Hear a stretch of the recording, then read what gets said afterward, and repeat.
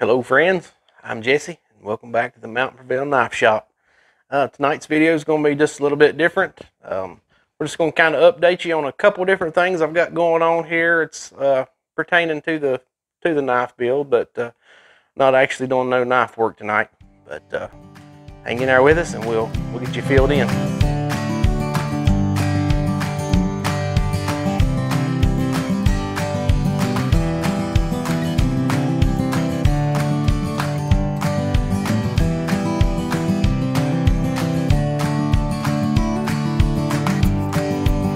All right, y'all. We're going to kick this thing off and just go ahead and show you an epic fail. My dad always said there ain't but two kinds of people out there that don't make mistakes. That's the kind of people that don't do nothing and liars.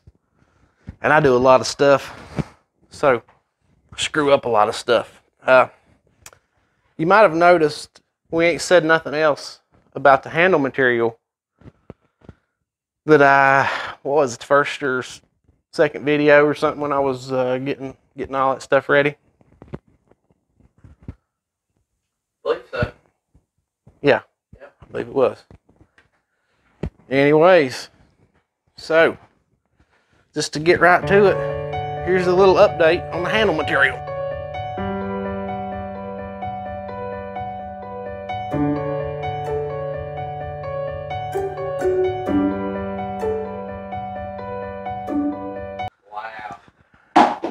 This is what you don't want, okay?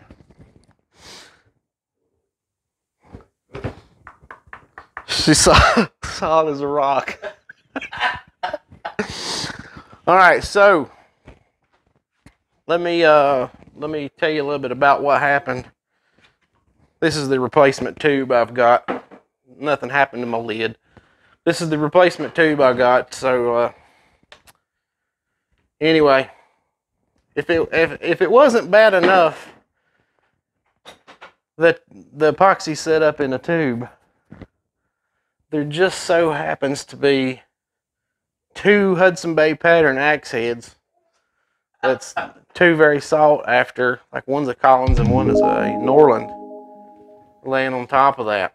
All right, the reason is these vacuum chambers comes with this little plastic ring, and if you refer back to that first video, you put your wood in and then you put the locking ring in.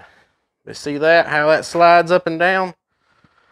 I was kind of in a big hurry, and that was with the second video, and I was nervous as a possum trying to poop a peach seed, and I kind of got in a hurry and didn't do this right. The way this locking ring works is you slide it down in there and then you turn it till it gets really tight. Then it won't move. And you're at that point, after you get the epoxy and stuff in it, and it's all done its thing, you know, it's strong enough right here to where it acts as a screen, so you can dump the epoxy out into a clean jug to reuse for the next time. And that way you're not fishing them out or whatever. But anyway, what happened was, so these things, this happened on like day one, the day after that first video. I come up here to check on this when I got home from work, and it was still bubbling like crazy. So I walked up to it and was beating on the side of it a little bit.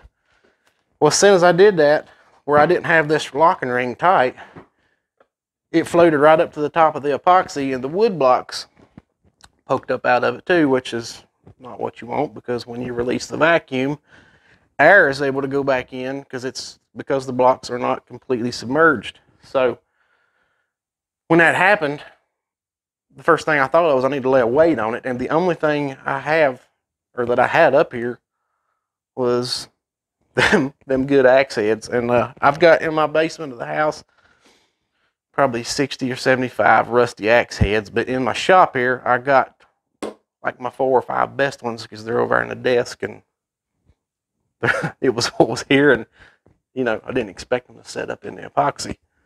So anyway, I crammed them back down on there, laid those axe heads on it, and worked fine, no problem. Pulled it back under vacuum, you know, so I lost a day of pulling the air out or whatever. So then about 6 days later, or I think I was on day 6, these things was about done. They was about done. I got home from work about 6 and I come checked it. The air was just pretty much stopped. You know, I would still give it a little tap, and, you know, just a very minuscule amount of bubbles was coming out of it at that point. And I done had it in my mind. I was like, I'm going to give it just a few more minutes, do my thing this evening, eat supper. I'll come out here tonight and release it and call it good and let them soak for a week or two. Anyway, I come back probably 2 hours later, and this stuff had already started to set. Like, I come up here and I seen the top of it was white. So I panicked. I took it outside and I beat it with a hammer, and that's why it's all busted up or whatever. But anyway, what happened was, what messed this up was, this was a couple of weeks ago when was the first. We had some really warm weather there at first. Of course, it's cooled off now again here in Virginia, and it's rainy and stuff a lot. But we had, you know, upwards of 80 degrees there for a couple of days, and it got pretty warm here in the shop. And the stupid part was, I had the pump setting, you know, 2 feet away from where the vacuum chamber was setting. I had, you know, the vacuum chamber was here, and the pump was literally sitting right there. And these things run at 200 degrees. And if this epoxy gets above 85, it sets. And I guess I was just teeter-tottering on that line. And the fact that this was running so close to it, and it was a hot day, kind of got hot up here on the top of the shop, she set. And it just ruined all that stuff. But anyway, you'll have that on these big jobs. Ain't that right, Tyler? That's right. Anyway, Curtis, the guy that owns Turntex, super nice guy. He sold me a replacement tube for half price just to help me out. So really appreciated that.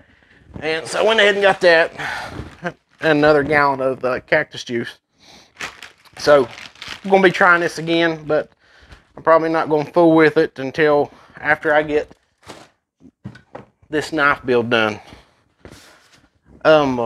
So anyway, just to move right along, to update you on what I'm going to do with on this knife build.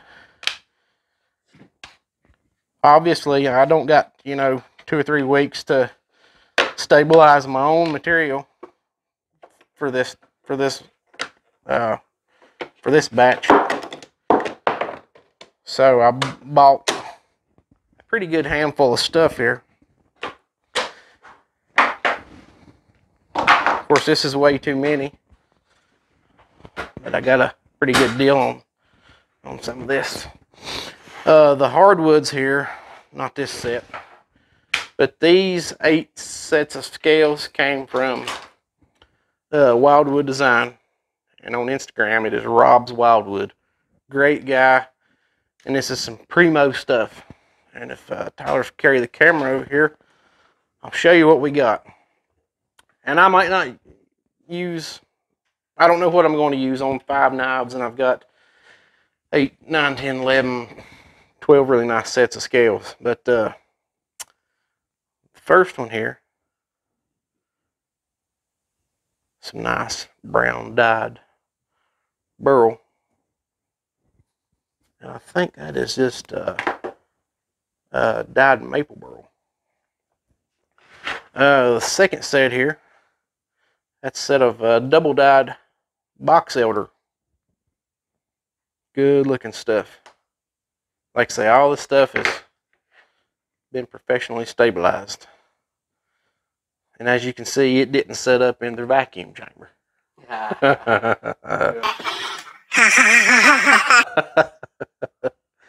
This set here is some quilted maple. That's my favorite. That's your favorite? That's my favorite. I like it too. I love the blue and the black together. Yeah. It's pretty sweet. Oh, spider. Got him.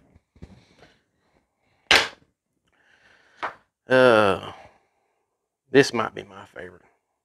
That's the orange. I don't know if it's what color they put in that. That's box elder burl too, but it's real light and fiery looking. I love it. This is my favorite. This is bog oak. This stuff is ancient, literally, probably 1,000, 2,000 year old.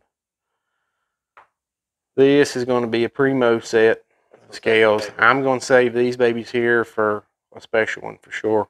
With some thick white liners on it. It's going to be awesome. It's going to be awesome. We got 2 sets of spalted maple. These are beautiful. 2 sets of spalted maple.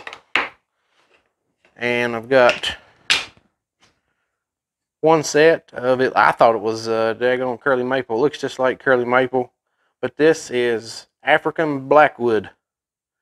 And obviously, it's curly too.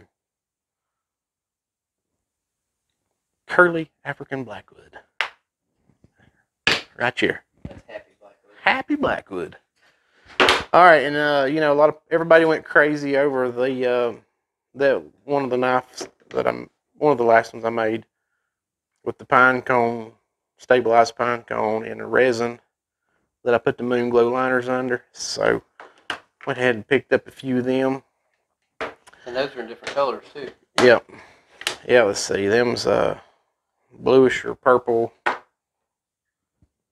These are green. Yeah. Green little glitter action in there. And these are purple. Hard to tell looking right straight on it, but you'll be able to tell more whenever I start shaping the handle out. The colors will come out in that a little bit more. To update you a little bit more, if you are watching this video and you are one of the handful that ordered one of these knives from me with the pine cone moon glow handles, I've got the moon glow liners on order. They should be here. I don't know, that ordering knife supplies got really slow, and a lot of places about shut down. And then I talked to them today from USA Knife Makers, is where I get most of my stuff like that's from. And they said they was actually so busy right now that they was kind of behind on shipping. So it may be another week or so before I get the liners. So I don't know for sure if I'll end up putting any of these on any of the 5 yet. So I don't know. I don't know yet. Hadn't made no decision on what's going to be what yet. But I will take care of y'all, and thanks for all the orders that I've got. Really appreciate it, the support. Means a lot. This is a set of box elder burled. I'll just show you because they was laying here. This is a set I've had for a little while, and I'm pretty sure I showed them to you in another video. But anyways, so that's the update on what we're going to do on these 5 knives. It'll get something here, and maybe I got a couple real nice sticks of micarta here. I might stick some micarta scales on some with some liners and some kind of a good combination that looks pretty cool, and do something like that. I don't know. Possibilities are endless here at MountainPrevail. All right, and last but not least, for the win. All right, so in the last video, the etching video, if you watched it, I explained how we went from 6 blanks down to 5 because I broke one. So now to give you a little bit more information on what happened with that. Like I say, I was grinding them things. Everything was going great. I got up to like 220 grit. And just show you as for an example, if this is the platen on my grinder and I was grinding across it like this, I don't know, I've come into it weird or something, might have had too much belt, but anyway, it made a real bad place, a deep cut in that thing all the way across the edge, and I would have had to have ground it down to nothing to get anything out of it, and didn't want to do that because I wouldn't have been happy with it. And I don't want to. I'll never sell nothing here. I'll never sell nothing to anybody that I'm not happy with myself. So, and I mentioned in the last video too, I usually, when I heat treat, I always intend on using a piece of the same kind of steel, heat treating it just like a blade, and breaking it so I can see the grain structure. And, you know, the last couple of times I forgot. So, you know, perfect opportunity here to go ahead and do that with this blade. So I broke it twice, as you can see. And I'll tell you, I couldn't be happier with the grain structure. You get a good clear shot on that. The grain structure inside this blade here is, I mean, I couldn't be happier with it. See, it is super fine. So that tells me that my thermocycling and everything that I did, all the extra trouble I went through on heat treating these things, it made these blades turn out as, I mean, as about as good as that I could have got them. So, really pleased with that. The night that all that happened, I was here by myself working. Tyler wasn't here doing any videoing that night, and but I did set up my camera and got a couple of good clips of how I tested these, and I'm going to send them to Tyler, and he's going to roll them for you right about now.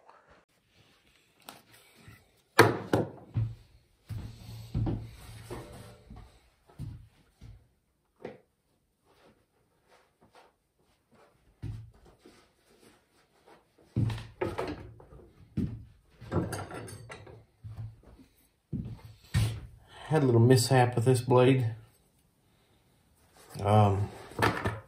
Should have showed you before I ground that out. I was going to do something else with this, but instead of trying to make something out of this, the big handle, not enough blade, and all that mess, I'm gonna break it because I really want to see what the grain structure looks like on the inside of it. It's gonna tell me a little bit more about my heat treat. So we're gonna see if this thing will bend, how much bend and flex and all that good stuff it's got. And then we're gonna try to break it. Look at the inside.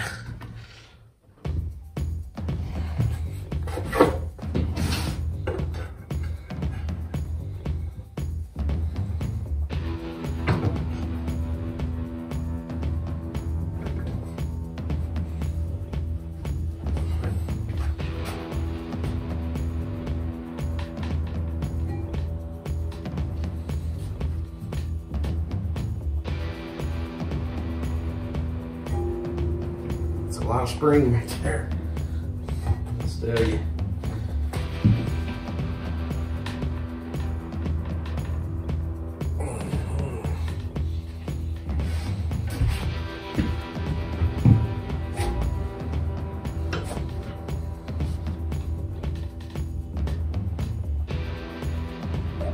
Oh, this is scary.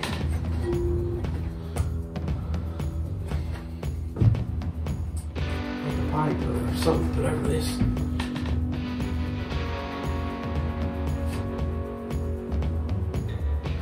Holy shit.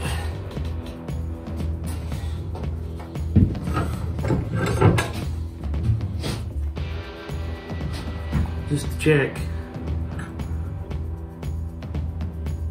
Still perfectly straight. So that's good.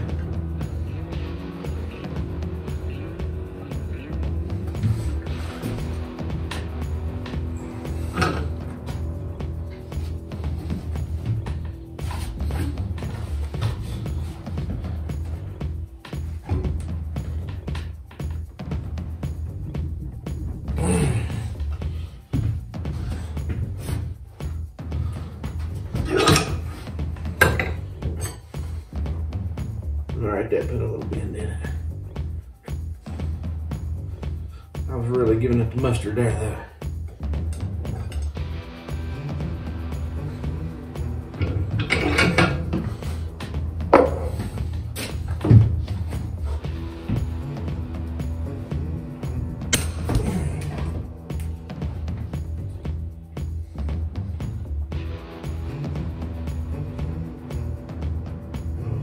Yeah.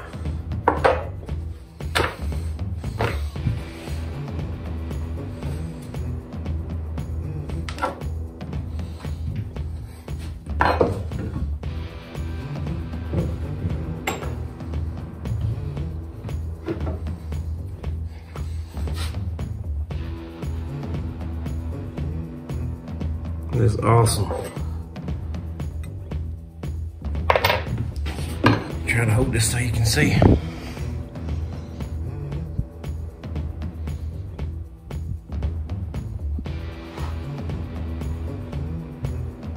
Try to line it up.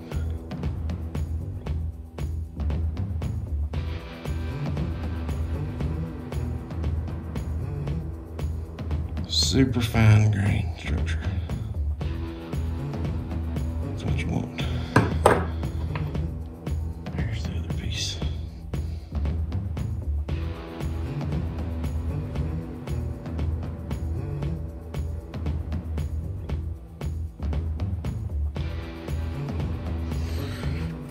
Sweet. Makes me feel better about my product. So sometimes you gotta break blades. Y'all keep them sharp. Alright, this is video number 2. In video number 1, I said I had a little mishap with a grinding on this one blade, so decided to break it. Look at the grain structure. But in the video, I had these gloves on, and it was kind of hard to see how much I was actually flexing this because my hand was covering up the top part of the blade. So we're gonna break it again and get another look at it. I want to see if I can get this thing to 90 degrees before it actually breaks.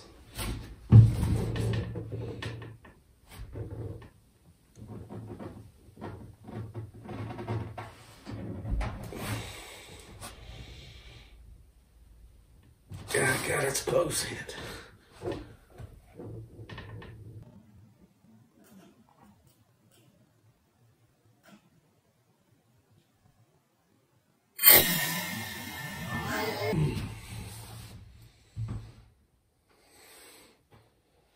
Hell yeah.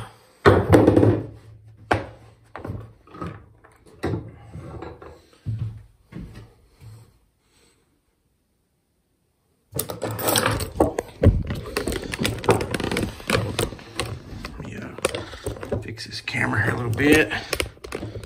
Sorry to shake you around.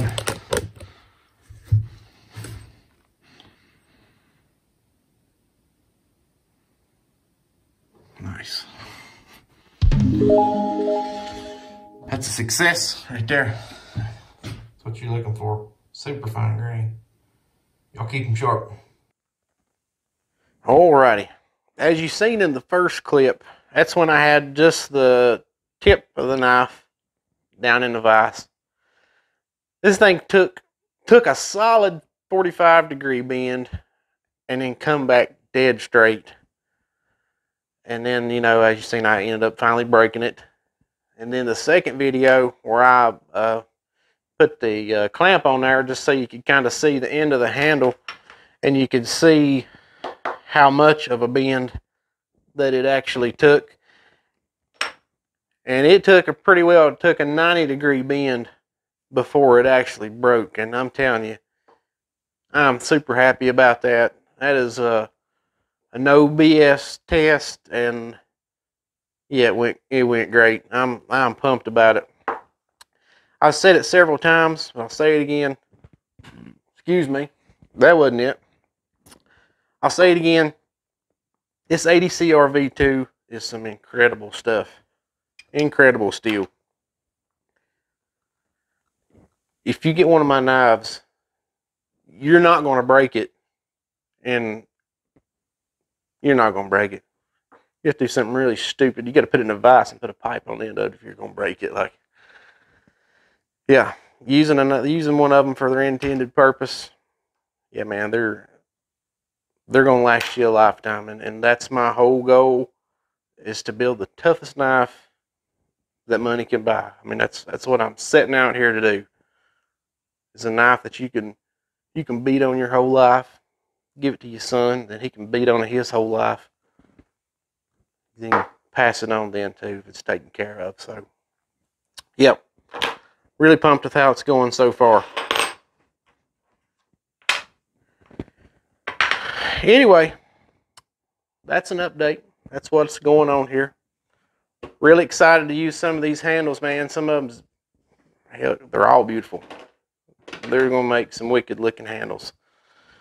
Like I said, don't know which I'm going to use on these, but I'm going to use them all. And like I say, we're going to set up my own stabilizing stuff, because I've got gobs and gobs of handle material that I've showed you here before that I'm going to start chipping away at. But the difference being, you know, what I've got in woods that I can get all the time, you know, the curly maple and the walnut and stuff. But I do want to keep in my rotation all the time. I do want to keep buying these burls and some of these more exotic woods, just because they're freaking awesome, you know, some next level stuff. So anyways, I did think that for a while that I would use, you know, exclusively my own in-house stabilized wood, but I've changed my mind. Like I say, I'm going to do it for sure. But you know, the thing is these burls and some of these crazy stuff, it ain't like I can just go buy every day and buy a chunk of this stuff and stabilize it myself, because it's just, they're rare woods. A lot of them's hard to get. It's a good variety to the customer. Yeah, variety to the customer. Tell them, Tyler. Right. Yeah, man. Anything else on your heart there, buddy? We'll leave anything out. I think that's it. I was just focused on that variety. Yeah. Variety. And a good strawberry bubbly. Come on.